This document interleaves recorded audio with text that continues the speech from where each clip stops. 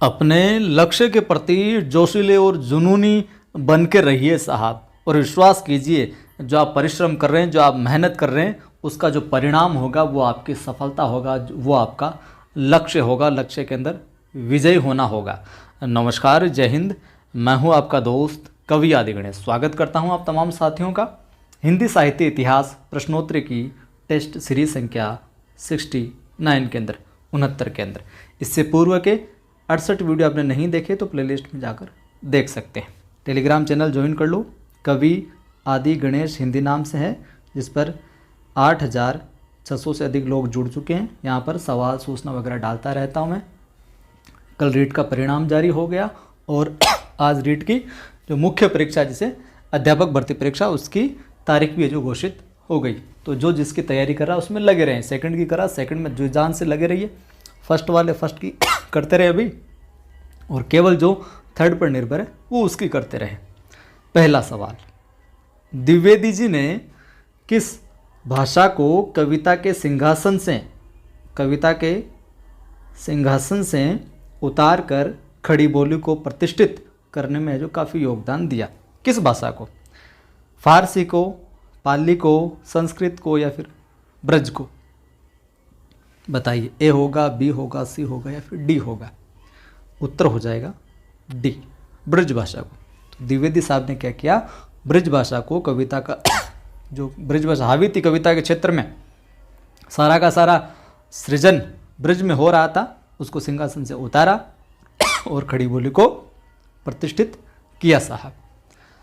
Fort William college हो, भारतेंदु हरिश्चंद्र और समकालीन जो साहित्यकार थे, उनके अथक प्रयासों की वजह से हैं जो ये मामला है, या यूँ कहें अथक प्रयासों से भारतेंदु युग तक खड़ी बोली गद्य भाषा के रूप में स्थापित है जो हो चुकी थी। परंतु कविता के क्षेत्र में क्या, ये अभी ब्रज भाषा में चल रही थी। तो महावीर प्रसाद द्विवेदी आए और उन्होंने जो अपनी पत्रिका थी, सरस्वती पत्रिका, उसके माध्यम से क्या, उन्होंने जो संपादक का भार संभाला, उसके बाद में खड़ी बोली को ब्रज के रूप में, ब्रज के स्थान पर है जो स्थापित किया साहब। यह प्रक्रम आगे है जो चला। ठीक है गुरुजी, ये बात समझ में आ गई। चलो, ये समझ में आ गई तो अगला सवाल देखो। दिवस का अवसान समीप था, गगन था कुछ लोहित हो चला, तरु शिखा पर थी अब राज थी, कमलिनी कुल वल्लभ की प्रभा। ये पंक्ति तो आपको पता है किसकी है, लेकिन इन काव्य पंक्तियों का संबंध किससे है, यानी कि किस ग्रंथ है, किस रचना से है? आंसू से, परिवर्तन से, प्रिय प्रवास से या फिर किसान से? बताओ। तो इसका संबंध है सी, प्रिय प्रवास से। पंक्ति आपको पता है किसकी है? द्विवेदी युग के कवि थे कौन? अयोध्या जो सिंह उपाध्याय, अपने उपाध्याय साहब, और सन 1914 में रचित है। ये कब है? 1914 में रचित प्रिय प्रवास से ली गई है। इसमें कुल सर्गों की बात आए तो इसमें 17 सर्ग देखने को मिलते हैं। कितने? 17 सर्ग है जो देखने को मिलते हैं। और इस प्रिय प्रवास के अंदर है क्या, वर्णन पूछ ले किसका है, तो कृष्ण के बचपन से लेकर मथुरा प्रस्थान तक का है जो वर्णन है। और खड़ी बोली को, माफ़ कीजिए, प्रिय प्रवास को खड़ी बोली हिंदी का प्रथम महाकाव्य भी माना जाता है। ठीक बात। चलो, सवाल है, मैथिली शरण गुप्त द्वारा रचित जयद्रथ वध क्या है? महाकाव्य है, प्रबंध काव्य है, खंड काव्य है या फिर इनमें से कोई नहीं है?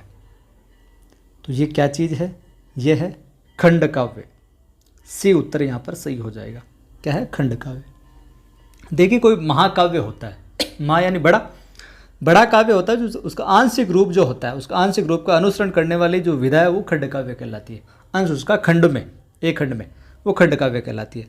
और गुप्त का जो ये जयद्रथ वध है, इसमें क्या, महाभारत के अंदर जो अर्जुन द्वारा जयद्रथ का जो वध किया गया था, उस घटना का वर्णन इसमें देखने को मिलता है। ठीक बात। सवाल है, राजपूती आन की कथा है, कौन सी रचना है जिसके अंदर राजपूती आन की कथा है? सिद्धराज में, रंग में भंग में, पंचवटी में या फिर साकेत में? उत्तर होगा बी, रंग में भंग। रंग में भंग में राजपूती आन की कथा है। ठीक है। रचयिता कौन? मैथिली शरण गुप्त। रचयिता कौन है इसके? मैथिली शरण गुप्त जी है। ठीक है गुरु जी, मैथिली शरण गुप्त का। आचार्य रामचंद्र शुक्ल ने गुप्त जी को कौन सा कवि कहा? फटाफट बताओ देखे, क्या कहा? सामंजस्यवादी कवि। आचार्य शुक्ल ने क्या कहा? सामंजस्यवादी है जो इनको कहा था। ठीक है। और गुप्त जी ने खुद को, अपने आप को, स्वयं को क्या कहा? कौटुंबिक कवि। गुप्त जी ने स्वयं को क्या कहा? कौटुंबिक कवि। ये चीज़ें मैंने पहले भी आपको बता रखी, फिर याद करवा रहा हूँ। ठीक है। भारत भारती रचना लिखी। भारत भारती रचना के ऊपर इससे संबंध रखते हुए महात्मा गांधी ने इनको किसकी उपाधि दी? राष्ट्र कवि की उपाधि दी। इनके द्वारा रचित और ग्रंथों की बात करें गुप्त जी के, तो जयद्रथ वध, किसान, गुरुकुल, साकेत, भारत भारती, झंकार, यशोधरा, सिद्धराज, पंचवटी, विष्णुप्रिया और द्वापर, इतनी रचनाओं के रचयिता। और ये सारी की सारी रचनाएं क्या है? बहुत महत्वपूर्ण है। ठीक है। अगला सवाल है, द्विवेदी युगीन साहित्य में किस प्रवृत्ति की प्रमुखता नहीं है? देखिए, ध्यान पढ़िएगा सवाल को। द्विवेदी युगीन जो साहित्य, उसमें किस प्रवृत्ति की प्रमुखता नहीं है? यानी कि 3 तो विशेषता होगी प्रवृत्ति की, द्विवेदी युग की एक नहीं है, वो बताना है। गद्यात्मकता, काव्यात्मकता, वैचारिकता या फिर इतिवृत्तात्मकता। तो कौन सी नहीं है? बी विकल्प हो जाएगा, यानी काव्यात्मकता नहीं है, ये प्रवृत्ति प्रमुखता नहीं है। बाकी गद्यात्मकता, वैचारिकता, इतिवृत्तात्मकता देखने को मिलती है। यूँ कहें द्विवेदी युग की प्रधान प्रवृत्तियाँ रही है। ठीक है गुरुजी, बहुत अच्छा सवाल है ये। सवाल है, मैथिली शरण गुप्त ने इतिहास के उपेक्षित नारी पात्र जो रहा है, किस पुस्तक में जो प्रतिष्ठित किया उसको? पहले भी सवाल मैंने पूछा था, लेकिन अलग तरीके से पूछा था। भारत भारती में, रंग में भंग में, द्वापर में या फिर साकेत में? बताओ। उत्तर हो जाएगा क्या? डी, साकेत के अंदर जो नारी पात्र उपेक्षित रहा। कौन? लक्ष्मण की पत्नी उर्मिला, उससे संबंधित है ये। ठीक है। और रामचरितमानस जो है हिंदी साहित्य में अपने, उसके बाद में रामकाव्य का जो दूसरा स्तंभ मैथिली शरण गुप्त कृत जो ये साकेत है, यही है।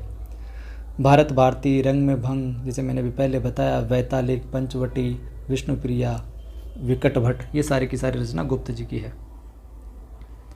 सवाल है, विख्यात जीवन व्रत हमारा लोकहित एकांत था, आत्मा अमर है देह नश्वर ये अटल सिद्धांत था।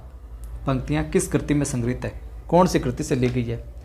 साकेत से, भारत भारती से, सिद्धराज से या उपयुक्त में से कोई नहीं? तो ये ली गई है बी, यानी कि भारत भारती से ली गई है पंक्तियाँ, ध्यान में रखना। और 1912 में रचित है। भारत भारती जो रचना की मूल प्रेरणा है मोहद्दस्य हाली और तथा ब्रजमोहन दत्तात्रेय के फिकृत जो भारत दर्पण है, वहाँ से प्रेरणा ली थी। और भारत भारती पर राष्ट्र कवि इनको कहा गया गांधी जी के द्वारा। सवाल है, किसके साहित्य को हम सरस्वती और इंदु में जिस प्रयोगात्मक रूप में देखते हैं वही उस साहित्य का असली रूप है? किसके साहित्य को? भारतेंदु युग के, छायावाद युग के, द्विवेदी युग के या आधुनिक युग के? बताओ ABCD में कौन सा? तो उत्तर हो जाएगा द्विवेदी युग के। बी विकल्प यहाँ पर ठीक हो जाएगा। द्विवेदी युग के साहित्य में सरस्वती इंदु में जो प्रयोगात्मक रूप था वो देखते हैं, और वही साहित्य का क्या असली रूप है। द्विवेदी युग को आपको समय पता है 1900 से 1918 तक। और बात करें सरस्वती पत्रिका का प्रकाशन 1900 में इलाहाबाद से हुआ था। 1900 में तो कहाँ से हुआ था? इलाहाबाद। किसका?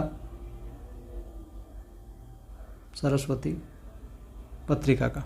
ठीक है गुरुजी।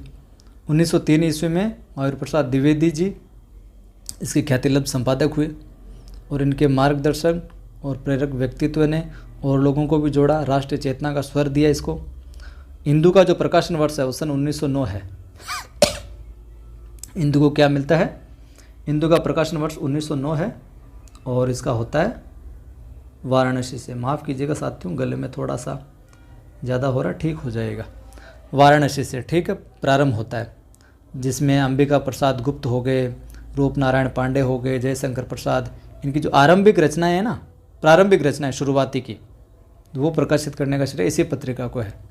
और ये एक मासिक पत्रिका थी। पूछ लिया जाए इसका सिस्टम तो ये मासिक थी। ठीक है, तो ये थे आज की इस वीडियो में कुछ महत्वपूर्ण सवाल।